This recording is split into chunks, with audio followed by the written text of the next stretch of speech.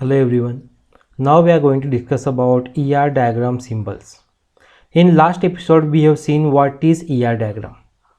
Then वहाँ पे entity क्या होता है, attribute क्या होता है, relationship क्या होती है. इस एपिसोड में हम फोकस करने वाले सिंबल्स के ऊपर कि आखिर कौन कौन से सिंबल्स को ER डायग्राम के अंदर यूज़ करना पड़ता है. लेकिन सिंबल्स को डिस्कस करने से पहले हम शॉर्ट में ER डायग्राम के बारे में देख लेते हैं. एक टेबल हमारे सामने है, उस टेबल का नेम है स्टूडेंट.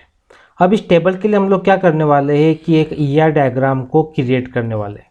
ओके, तो सबसे पहले हमें क्या करना है कि जो भी टेबल का नेम है उसके लिए हमने एक रेक्टेंगल ले लिया जिसे हम लोग क्या बोलते हैं, entity.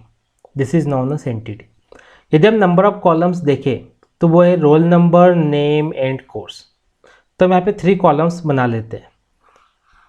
First column roll number, second column name and third column is course. Means इतना इजीली हम लोगों ने टेबल के लिए ER डायग्राम यहाँ पर बना लिया है. यदि टेबल के अंदर रोल नंबर प्राइमरी की है तो हमने रोल नंबर को अंडरलाइन करके प्राइमरी की बना लिया है. ओके, अब हमें क्या करना है कि ER डायग्राम को डेवलप करने के टाइम कौन कौन से सिंबल्स को हम यूज़ करते हैं हम वो डिस्कस कर लेते हैं. सबसे पहले हम देखेंगे कि आखिर एंटिटी सेट के लिए कौन से सिंबल्स यूज़ होते हैं. सो हमें देखना है एंटिटी सेट के लिए कौन से सिंबल्स का यूज़ किया जाता है. लेकिन एंटिटी सेट को भी हम 2 टाइप से ले सकते हैं. एक हो गया strong entity set and another हो गया weak entity set. So strong entity set के लिए सिंगल रेक्टेंगल का यूज़ किया जाता है. Okay, and weak entity set के लिए डबल रेक्टेंगल का यूज़ किया जाता है. अब स्ट्रॉन्ग एंटिटी सेट में क्या होता है, okay, it's possess O1 primary की. जब हम वीक की बात करें so this not having O1 primary की. डेट मीन्स जो वीक एंटिटी सेट है, ओके, ये प्राइमरी की के लिए डिपेंड होता है अनदर एंटिटी सेट के ऊपर.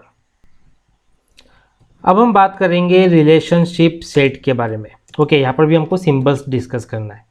अगर रिलेशनशिप सेट के अंदर हम देखें तो एक होता है स्ट्रॉन्ग रिलेशनशिप और एक होता है वीक रिलेशनशिप. सो यदि हम लोग यहाँ पर देखें, ओके, सिंगल डायमंड शेप का यूज़ किया जाता है स्ट्रॉन्ग रिलेशनशिप को शो करने के लिए. एंड जब बात वीक रिलेशनशिप की आती है तो डबल डायमंड शेप का यूज़ किया जाता है. अब यूज़ कैसे करते हैं, फर्स्ट हम देख लेते हैं स्ट्रॉन्ग रिलेशनशिप सेट के बारे में. फॉर एग्जांपल हमारे पास में एक एंटिटी है which is strong entity and हमारे पास में अनदर एंटिटी है which is also strong entity. अब इनके बीच में जो भी रिलेशन होगा वो कहलाएगा स्ट्रॉन्ग रिलेशनशिप सेट. अब हम वीक रिलेशनशिप सेट के बारे में देख लेते हैं. हमारे पास में एक एंटिटी है which is strong entity, another entity है which is weak entity and इनके बीच में जो रिलेशन है वो कहलाएगा वीक रिलेशनशिप सेट रिलेशन. तो हम डबल डायमंड से इसको रिप्रेजेंट करेंगे. तो यह है यूज़ करने का तरीका स्ट्रॉन्ग और वीक रिलेशनशिप को. अब हम देख लेते हैं एट्रीब्यूट्स सिंबल्स. ओके, अब एट्रीब्यूट की यदि हम लोग बात करें, एट्रीब्यूट मीन्स क्या. जब हमने एंटिटी को डिस्कस किया था, ओके, हमने देखा था कि जब एंटिटी है कुछ इस तरह से होती है, ओके, जहाँ पर टेबल का नेम होता है लेकिन जो कॉलम नेम होते हैं वो हम शो करते हैं एट्रीब्यूट के अंदर. यहाँ पर आ जाता है कॉलम नेम. एक्चुअली जो कॉलम नेम हम रिप्रेजेंट करते हैं इसी को कहा जाता है एट्रीब्यूट. ओके, तो एट्रीब्यूट का सिंबल तो हमको क्लियर हो गया कि हमको सिंपल यहाँ पर क्या करना है, ऐसा एलिप्स बनाना है फॉर एट्रीब्यूट. लेकिन डिफरेंट टाइप्स ऑफ एट्रीब्यूट होते हैं. जैसे यदि हम लोग देखें, एक होता है key attribute, okay, then partial attribute, एक होता है मल्टी वैल्यूड एट्रीब्यूट, एक होता है composite attribute, then derived attribute. अब हमें क्या करना है, इन सारे एट्रीब्यूट्स के सिंबल देखना है। अब कुछ सिंबल्स मैंने यहाँ पर बनाए हैं, जैसे एट्रीब्यूट का सिंबल हमारे सामने सिंपल एलिप्स है, ओके। और यदि हम की एट्रीब्यूट को देखें तो हमें की एट्रीब्यूट के लिए यहाँ पर सिंबल मिल जाएगा। देन कंपोजिट के लिए ये वाला सिंबल हमारे पास में है। डिराइव्ड एट्रीब्यूट की बात करें तो ये जो सिंबल हमको डैश डैश के अंदर दिखाई दे रहा है वो that is for derived attribute. Multi valued attribute के लिए जो डबल एलिप्स बना हुआ है, एंड फॉर पार्शियल एट्रीब्यूट तो हमारे सामने ये जो एलिप्स बना हुआ है विथ, देखिए ये जो हमें डैश डैश लाइन यहाँ पर दिखाई दे रही है, ओके। जो भी यहाँ पर नेम होगा एट्रीब्यूट का, for example X Y Z name है, तो उसके नीचे हम लोग क्या करेंगे, डैश डैश से रिप्रेजेंट करेंगे for partial attribute. And for key attribute के लिए एक सिंगल सॉलिड लाइन यहाँ पर आ जाएगी। सो ये है एट्रीब्यूट्स हमारे सामने। नेक्स्ट हमारे सामने है पार्टिसिपेशन कंस्ट्रेंट्स। अब यदि हम यहाँ पर देखें तो हम यहाँ पर भी टू टाइप्स मिल जाएंगे। एक हो जाएगा पार्शियल पार्टिसिपेशन, ओके, अनादर हो जाएगा टोटल पार्टिसिपेशन। अब इन दोनों के लिए सिंबल्स हमको यहाँ पर देखना है, लेकिन पार्टिसिपेशन दिखाए कैसे। सबसे पहले आपको क्या करना है कि आपके सामने एक एंटिटी होना चाहिए और एक रिलेशनशिप होना चाहिए। फॉर एग्जाम्पल एक रिलेशनशिप हमारे सामने है, ओके, और एक एंटिटी हमारे सामने है। हमें पार्टिसिपेशन दिखाना है, तो पार्टिसिपेशन के लिए हमने क्या किया, एक सिंगल लाइन यहाँ पे ड्रॉ कर दी, ओके। अगेन मैं एक एग्जांपल यहाँ पर और लेता हूँ। एक रिलेशनशिप मैंने यहाँ पर शो कर दी, ओके, एंड यहाँ पर एक एंटिटी शो कर दी। अब इन दोनों के बीच में हमको पार्टिसिपेशन दिखाना है, तो यहाँ पर मैं क्या करता हूँ कि डबल लाइन का यूज़ करता हूँ।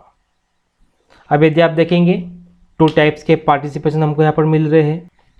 First one is known as partial participation, and जो नीचे है that is known as total participation. ये टू टाइप्स के पार्टिसिपेशन हमारे सामने है। नेक्स्ट हम देखेंगे कार्डिनलिटी कंस्ट्रेंट्स सिंबल्स। बट अगर हम यहाँ पर भी देखें तो हमको यहाँ पर मिल जाएगा 1 to 1, ओके।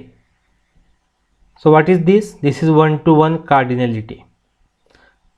या फिर हमको मिल जाएगा 1 to many, then many to many, and many to 1। these are some of the types of cardinality। अब इनको शो कैसे करेंगे। सो फर्स्ट हम देखते हैं कि 1 to 1 को कैसे रिप्रेजेंट करेंगे, ओके। सो यहाँ पर मैंने क्या किया, एक डायमंड शेप ले लिया, ठीक। अब इस डायमंड शेप की तरफ मैंने एक एरो भेज दिया। This is for 1 to 1 cardinality.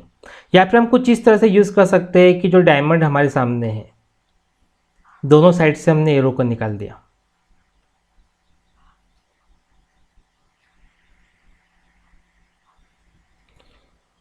So this is for 1 to 1 cardinality. अब नेक्स्ट यदि हम देखें तो हमारे सामने है 1 to many।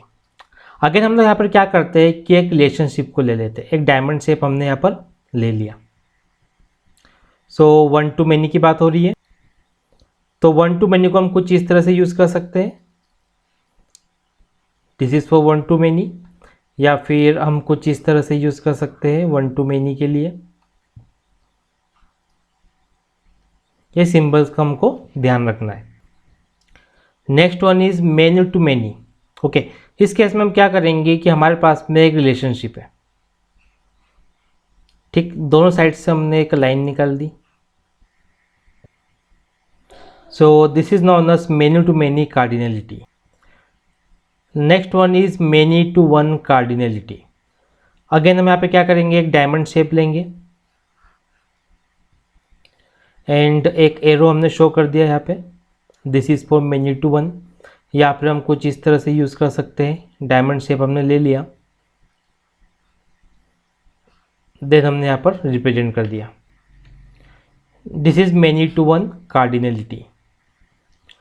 सो ये थे कुछ सिंबल्स इन ईआर डायग्राम्स वैसे यह डायग्राम अभी यहाँ पर एंड नहीं हुआ है, नेक्स्ट एपिसोड में हम और भी बहुत कुछ डिस्कस करने वाले हैं। एंड इस एपिसोड में आपकी तरफ से कोई भी डाउट या क्वेश्चन हो तो कमेंट बॉक्स में लिख भेजिए। नेक्स्ट एपिसोड में आपके डाउट को, क्वेश्चन को सॉल्व करने की पूरी कोशिश करेंगे। Thank you for watching.